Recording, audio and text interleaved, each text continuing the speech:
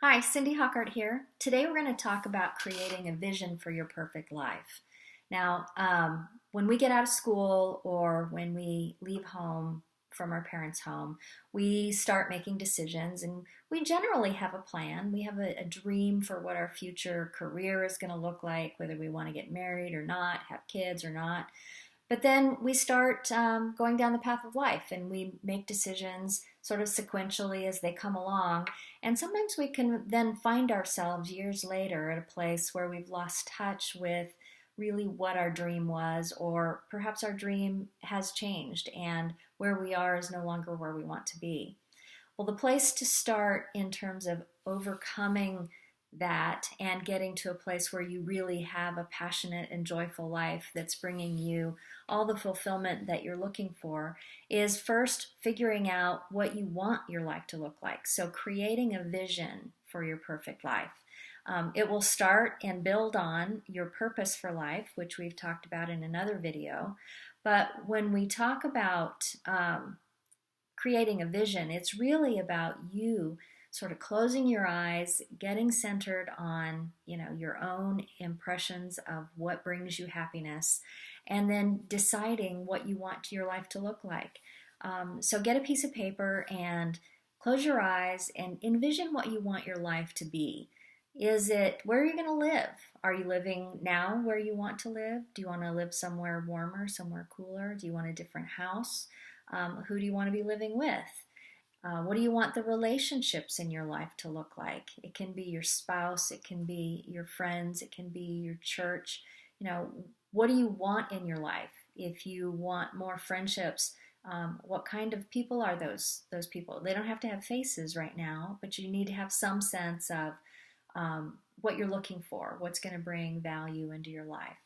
And then, what are you going to be doing? What are you going to be doing spending your time? We all have fleeting thoughts when we are busy, stressed out, and overwhelmed that it would be nice to just, throw it all away and go sit on the beach. But that would last a week or two, and then you wouldn't get value from that. So you really need to think about what is going to bring you joy. What kind of work do you want to be involved in that is going to contribute to your overall happiness and contribute to your purpose that you've earlier defined? So be thinking about those things. And then, there are things, and what do you want to have?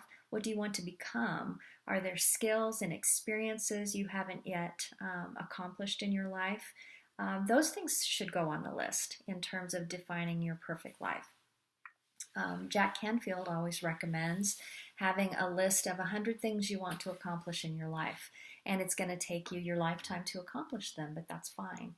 You continue to work toward them. And as you share those ideas with others, then people will step up and give you opportunities to meet those experiences and to be able to check them off your list, a bucket list, if you will. And then the second step, after you've sort of decided what you want your life to look like in general, is to sit down and start writing yourself a story about each one of those components. If you want a particular style of house in a particular style of climate, then, fill in the details. What does the kitchen look like? What does the yard look like? Is it in the country? Is it in the city? Is it 10 blocks away from work? Or do you work from your home? All of those kinds of details, fill them out in a story that you can really envision and get passionate about. And then the next step will be to start creating the blueprint for happiness, which is what I call your steps that will lead you to your intentional life. So, for example, if you want to be an entrepreneur and work from home, you may not be able to quit your job today to do that, but you can start putting steps in place for your plan so that you can ultimately get to where you want to go.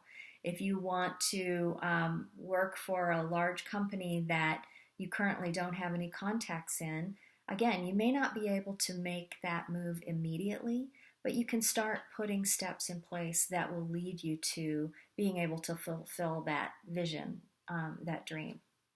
So once you've crafted your story, the next thing that you would do is to create a vision board.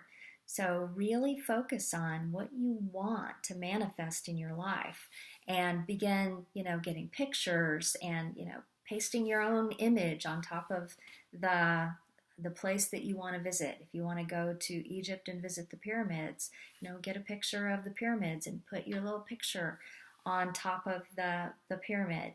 And that vision board will become the catalyst to keep you focused on the goals and your blueprint for happiness that you will develop as an output from this kind of process.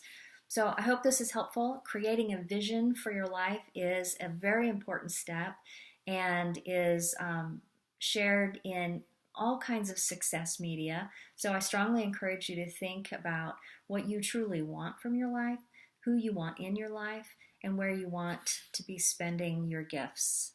So thank you for listening, and I'll see you on the next video.